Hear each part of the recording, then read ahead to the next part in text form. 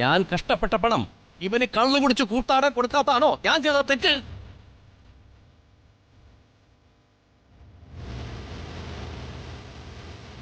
ഞാനുണ്ടാക്കിയ പണം വെറുതെ കൊണ്ട് കളഞ്ഞില്ലല്ലോ.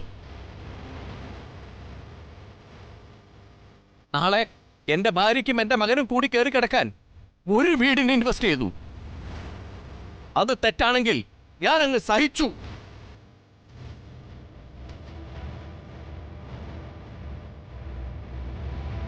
നോക്കി നിൽക്കാതെ ചായ എടുക്കടേ.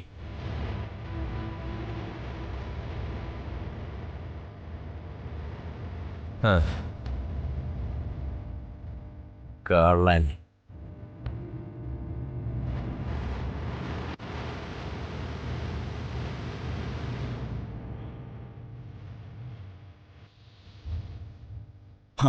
എൻ്റെ ആൺമക്കൾക്ക് അവരവരുടെ കാര്യം നോക്കാനുള്ള പ്രാപ്തിയായി. കാലഹരണപ്പെട്ട അച്ഛനമ്മമാരെയൊന്നും അവർക്കിനി വേണ്ട. വർഷയ്ക്ക് നല്ലൊരു ഭാവി ഉണ്ടാക്കി കൊടുത്തു. വന്ദനയുടെ കാര്യത്തിലും എന്തെങ്കിലും ഉടനെ ചെയ്തേ പറ്റൂ. അവളും പോയി കഴിഞ്ഞാൽ പിന്നെ നമ്മളെ ആർക്കും വേണ്ടല്ലോ, ആരും തിരിഞ്ഞു നോക്കുകയില്ല. എടാ, അമ്മയുടെ കാര്യം കൂടി ഓർക്കടാ. അവസാന കാലത്ത് എനിക്കൊരു തുള്ളി വെള്ളം തരാൻ നീ മാത്രമല്ലേ ഉള്ളൂ.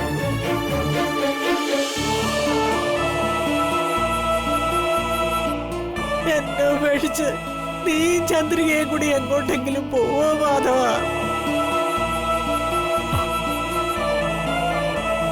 എടാ, നീ പോയാ പിന്നെ അമ്മയ്ക്ക് ആരാടാ ഉള്ളേ? അയ്യോ എന്റെ ശ്രീപത്മനാഭ, എനിക്കിതൊന്നും കാണാൻ വയ്യ എന്റെ ഭഗവാനെ.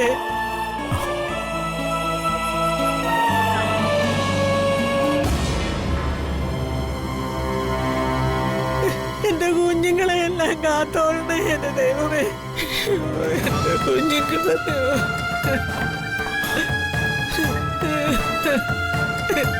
എന്റെ കുഞ്ഞ്.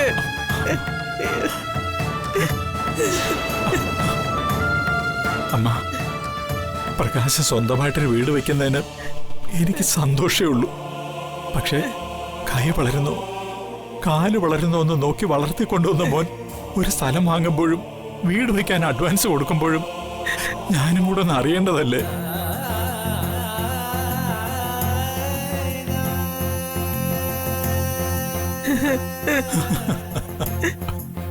എന്റെ പൊന്നു മോനെ, കരയാതെ. അവനും ഒരു ആൺകുഞ്ഞല്ലേ. നിന്റെ ചങ്കു പൊടിയുന്നത് ഒരു ദിവസം അവനും അറിയും. എന്റെ മക്കള് സങ്കടപ്പെടാതെ.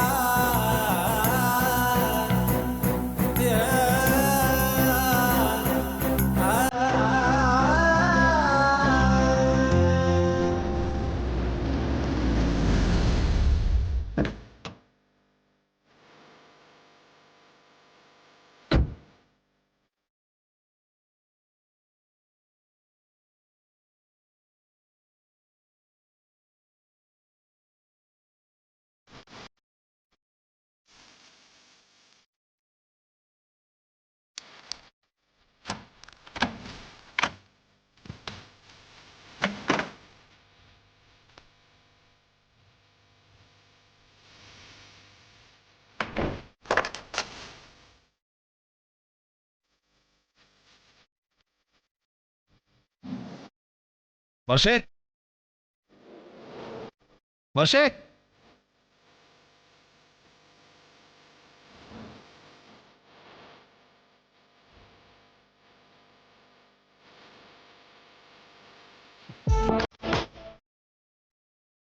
വർഷേ.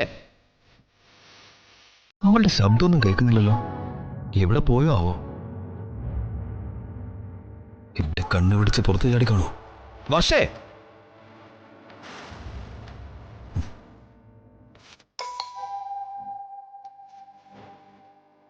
അവന്റെ കോളിംഗ് അടിക്കുന്നത്.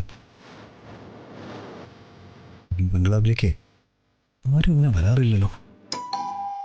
പിന്നെ ആരാ ബില്ലടിക്കാൻ?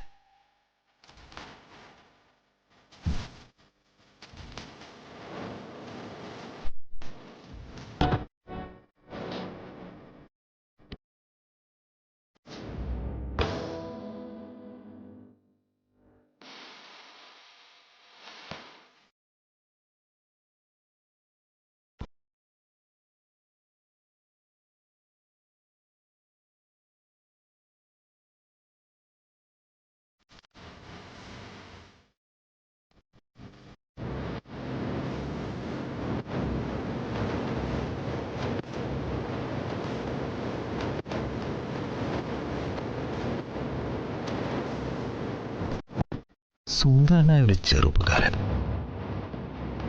ശ്ശോ, ഇവൻ എന്തിനായിരിക്കും ഇവിടെ വന്നത്?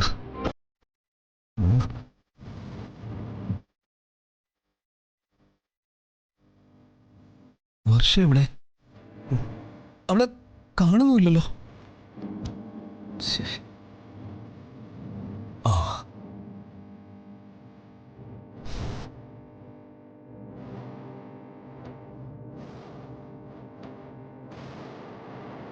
ആ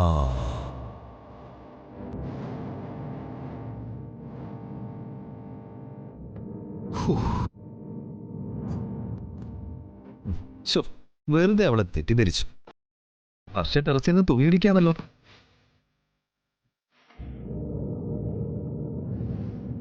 പുറത്തുകൂടെ പോയവൻ ടെറസിൽ നിൽക്കുന്ന അവളെ കണ്ടു. അപ്പോ അവൻ വന്നത് വർഷയെ കാണാൻ തന്നെയാ. ഇപ്പൊ ശരിയാക്കി തരാം.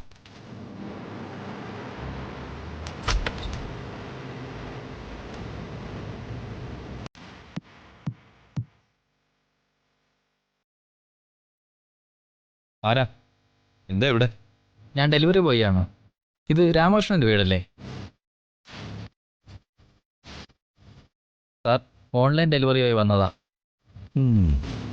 രാമകൃഷ്ണൻ, ഇത് രാമകൃഷ്ണന്റെ വീടല്ലേ? അല്ല, സോറി സാർ. പിന്നെ ഇത് ആരുടെ വീടാ? അത് നിനക്കറിയാവുന്നത് കൊണ്ടാണല്ലോ നീ ഇങ്ങോട്ട് കയറി വന്നത്. അല്ല, ഞാൻ കരുതി രാമകൃഷ്ണന്റെ വീടാന്ന്. നീ എങ്ങനെ പലതും കരുതും. Sorry sir. നിക്ക്. ഒരു വീട്ടില് തൊലി വെളുപ്പുള്ള പെണ്ണുങ്ങളുണ്ടെങ്കിൽ ഓരോരോ ഞരമ്പ് രോഗികൾ കയറി അങ്ങ് വന്നോളും. ഡെലിവറി, ഡിസ്കവറി എന്ന കാരണവും പറഞ്ഞു. ടെറസിലൊരു സുന്ദരിയായ പെണ്ണ് നിൽക്കുന്നത് കണ്ടിട്ടല്ലടാ നീ ഇങ്ങോട്ട് കയറി വന്നത്. അല്ല സാർ. ഇനി മേലിൽ ഈ പരിസരത്ത് നിന്നെ കണ്ടുപോരുത്. കണ്ടാൽ അന്ന് നിന്റെ ശവം അടക്കാം. കേട്ടടാ? ഒന്നോ നടക്കടാ, നടക്കങ്ങോട്ട്. കേടാ, കേടാ, കേറങ്ങോട്ട്. സ്റ്റാർട്ട് ചെയ്യടാ. അവന്റെ ഒരു പാഴ്സലും കണ്ണാടി. സ്റ്റാർട്ട് ചെയ്യടാ, സ്റ്റാർട്ട് ചെയ്യടാ. ഓടാ, തിരിക്കടാ, തിരിക്കടാ. ഓടാ, പോകോട്ട്. താനൊക്കെ എവിടുത്തെ കാരനാടാ? കള്ള റാസ്കൽ. ഇന്നവൻ എന്റെ കൈ കിട്ടി നീ ചവിട്ടി ഞാൻ നടു പിടിച്ചാൽ. ഈ വിക്രമൻ അവനെ അറിയില്ല. പക്ഷേ ആരാ? ആളേതൊരു ഞരമ്പ് രോഗി. എന്താ ഏട്ടാ ഇങ്ങനൊക്കെ?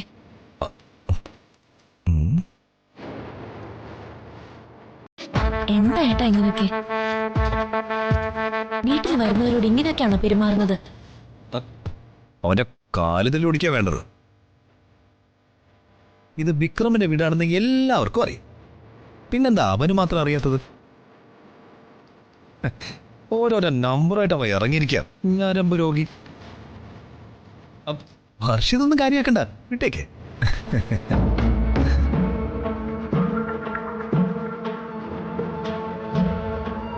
ഏട്ടൻ എന്താ ഇങ്ങനെ? ഇതെന്തൊരു മനുഷ്യനാ? പക്ഷേ നീ ഇവിടെ നിൽക്കണോ?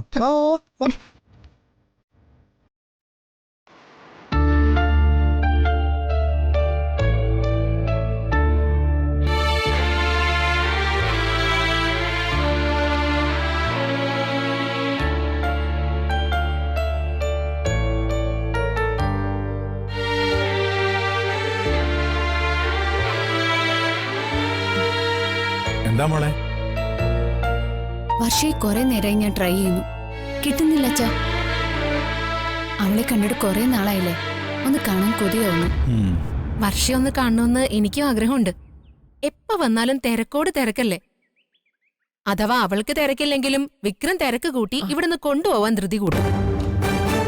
വർഷ എന്തെങ്കിലും ഒന്ന് മനസ്സ് തുറന്ന് പറയാൻ തുടങ്ങുമ്പോ വിക്രം വന്ന് ഇടയ്ക്ക് കയറും. പിന്നെ യാത്ര പറഞ്ഞിറങ്ങുന്ന സീനാകും അടുത്തത്. സുചിത്ര പറഞ്ഞത് ശരിയാ. വിക്രം മാന്യനും പരോപകാരമാണെങ്കിലും ഇതുപോലുള്ള തിരക്കുകൂട്ടൽ എനിക്കും ബുദ്ധിമുട്ടായിട്ട് തോന്നിയിട്ടുണ്ട്. ഒരു ദിവസമെങ്കിലും വർഷ ഇവിടെ നിർത്തിയിട്ട് പോകണമെന്ന് ആവശ്യപ്പെടാൻ പോലും എനിക്ക് പേടിയാ. ഒരുപക്ഷെ അത് വിക്രമിന് ഇഷ്ടപ്പെട്ടില്ലെങ്കിലോ എന്നൊരു തോന്നല്. ഒരു വിധത്തിൽ നോക്കിയ ഇത്തരം തിരക്കും ഒഴിഞ്ഞുപോലും ഒക്കെ വർഷയ്ക്കൊരു അനുഗ്രഹം. ഇവിടുത്തെ പ്രശ്നങ്ങളൊന്നും അവളറിയണ്ടല്ലോ.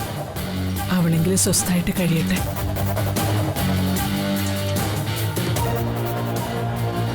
ഈ വീട്ടിൽ കിടന്ന് എന്റെ കുഞ്ഞുകൂടി ഉരുക്കി ഉരുക്കി ചാവുന്നത് എന്തിന്? സ്വസ്ഥമായി ജീവിക്കുന്നതിന്റെ ഉള്ളുകളികളൊക്കെ ഏത് നിമിഷവും പുറത്തു വരും. എല്ലാറ്റിനും വർഷം ആപ്പസാക്ഷിയായി രക്ഷപ്പെട്ടാൽ മതിയായിരുന്നു.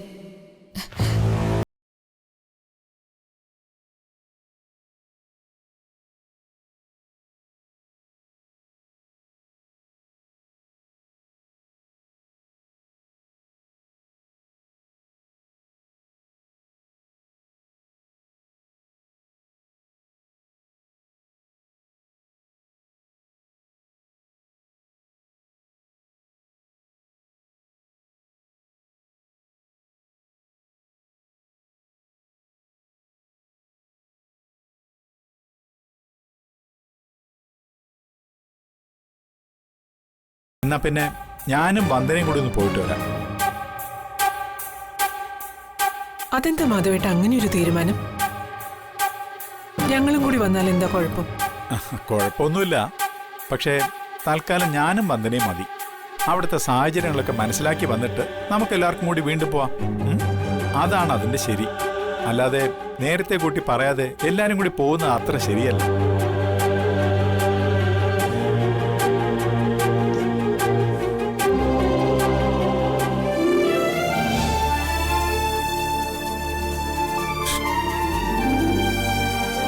ഇനിയും വൈകിയ കാര്യങ്ങളൊക്കെ കൈവിട്ടു പോകും.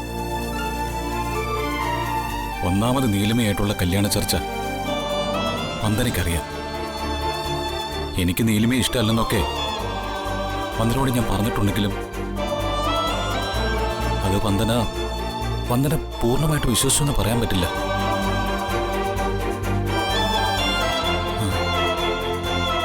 വന്ദന അറിയാതെയാണെങ്കിലും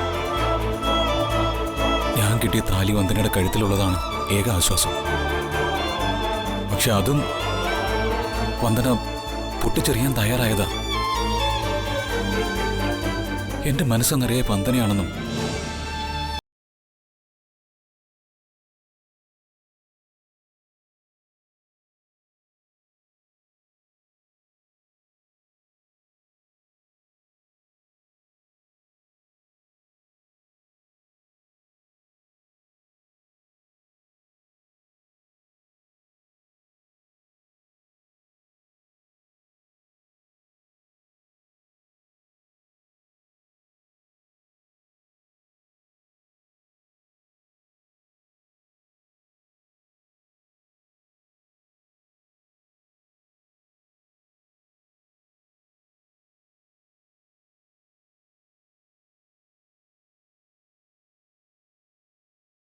ഞാനും അച്ഛനും കൂടി വർഷയുടെ വീട് വരെ ഒന്ന് പോവാൻ ഇറങ്ങാം.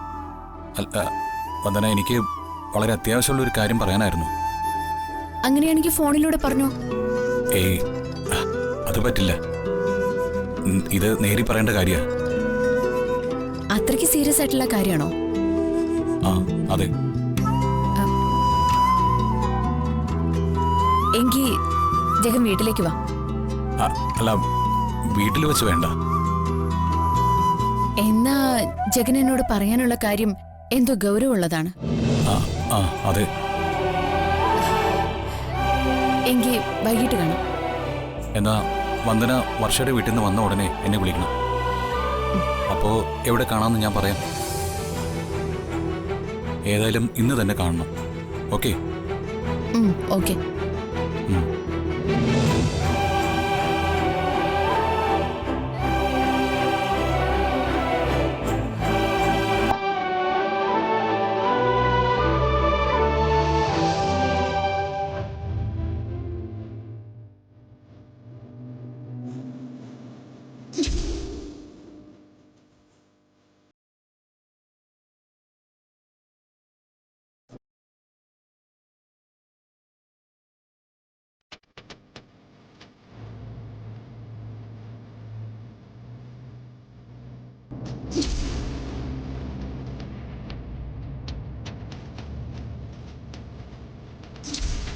ഈ താലി കെട്ടിയാളെ കണ്ടുപിടിച്ച വന്ദന അയാളെ ഭർത്താവിടെ സ്വീകരിക്കും. ആ ചതി ചെയ്തത് ആരായാലും എനിക്ക് അയാളെ വെറുപ്പാണ്, അറപ്പാണ്. കൊല്ലണം, എനിക്കവനെ കൊല്ലണം.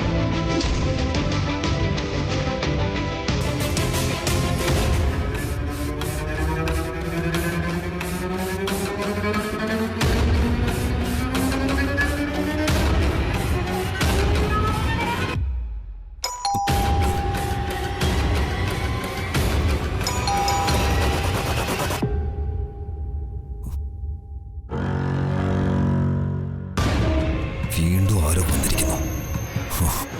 ആ ഡെലിവറി ബോയ് തന്നെ ആയിരിക്കും. ഞാൻ പോയെന്ന് കരുതി കാണാം. വരട്ടെ. വർഷവാതിൽ തുറക്കുന്നതിന് മുമ്പ് എനിക്ക് തുറക്കണം.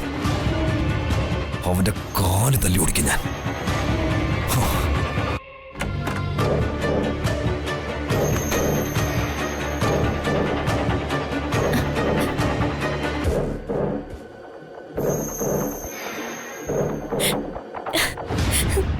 അച്ഛാ, ചേച്ചി,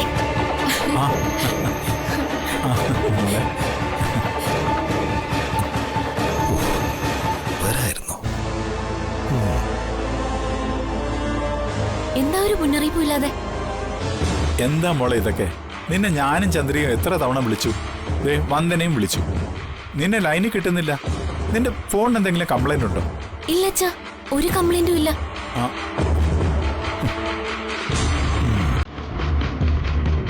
ഈ നമ്പറിൽ നിന്നുള്ള സേവനം ചാർജ് ചെയ്തതിനു ശേഷം മാത്രം എന്നൊരറിയിപ്പ് ഒരുക്കി കിട്ടി.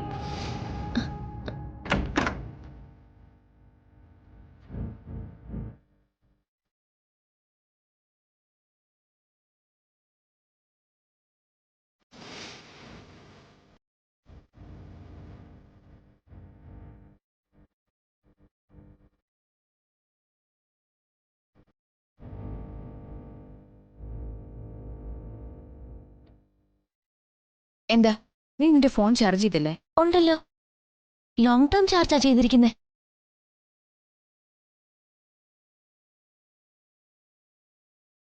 എനിക്കറിയാൻ കഴിയാത്ത എന്തോ പ്രശ്നം ഫോണിനുണ്ടെന്ന് എനിക്ക് മനസ്സിലായി.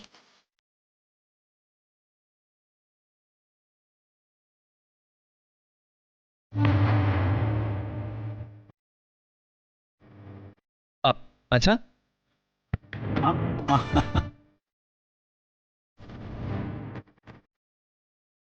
വന്ദനേച്ചി,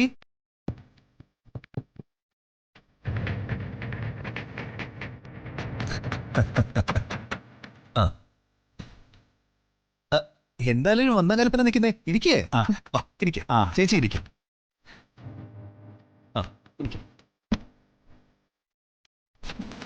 വന്ദനേച്ചി ഇപ്പൊ ജോലിക്ക് പോകുന്നുണ്ടോ? ഉണ്ട്. അച്ഛൻ ഓട്ടോറിക്ഷ ഡ്രൈവർ പണി കൊണ്ട് രക്ഷപ്പെട്ടല്ലോ. മെക്കാനിക് ആയിരുന്ന ഓട്ടോ ഡ്രൈവർക്ക് നല്ല ഓട്ടം കിട്ടുന്നുണ്ടെന്ന് അറിഞ്ഞത്. കുഴപ്പമില്ല.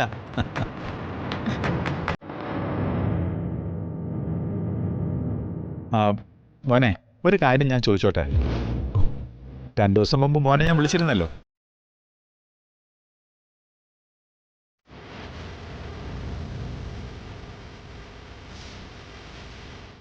അപ്പോ വർഷ കുളിക്കാൻ പോയിരുന്നതാണ് എന്നോട് പറഞ്ഞത്.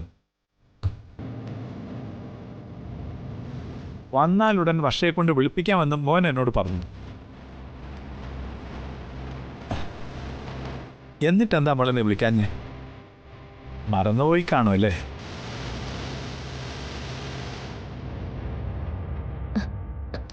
രണ്ടു ദിവസം മുമ്പ് അച്ഛൻ വിളിച്ച കാര്യം എന്നോട് പറഞ്ഞില്ലല്ലോ.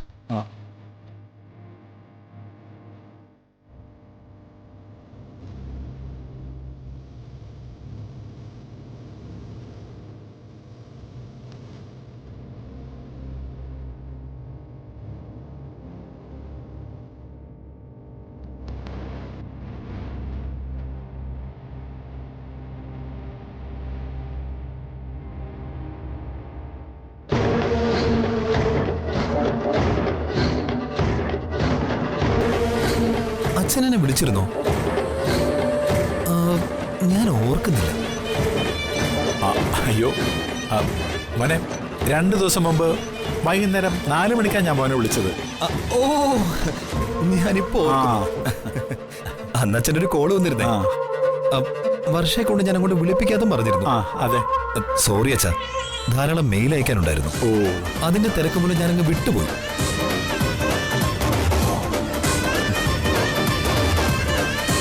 സോറി അച്ഛാ. മറവി എനിക്കൊരു ശാപമായി മാറിയിരിക്കാം. അനാഥനായ എന്നെ ഒരു കുടുംബ ബന്ധത്തിന്റെ മഹത്വം നിന്ന് പഠിപ്പിച്ചവരാ അച്ഛനും അമ്മയും മന്ത്രി ചേച്ചിയൊക്കെ. അവര് പറയുന്നത് വരെ മറന്നുകൊണ്ടുള്ള ഒരു ബിസിനസ്, അത് നിർത്തിയാലെന്ന് വരെ ഞാൻ ആലോചിക്കുമോ?